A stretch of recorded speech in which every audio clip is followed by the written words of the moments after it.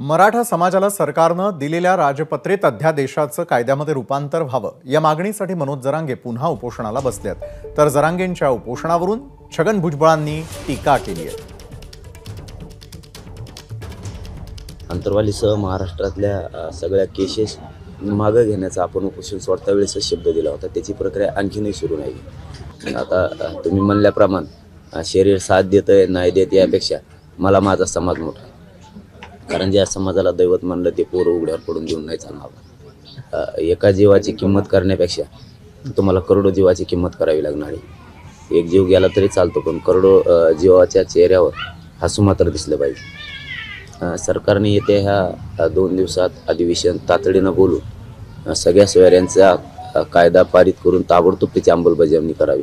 काहीच नाही, उपचार नाही, पाणी नाही, जेवण नाही, काहीच नाही, उपचार नाही, पाणी सुद्धा।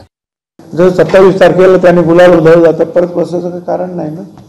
आणि 15 तारखेला अधिवेशन पण त्यांना सगळं माहिती आहे, आम्हाला माहिती आहे की 15 आणि 16 तारखेला अधिवेशन आहे आणि सेपरेट मराठा समाजाला आरक्षण द्यावं या संदर्भामधला कायदा पास करायचा आहे।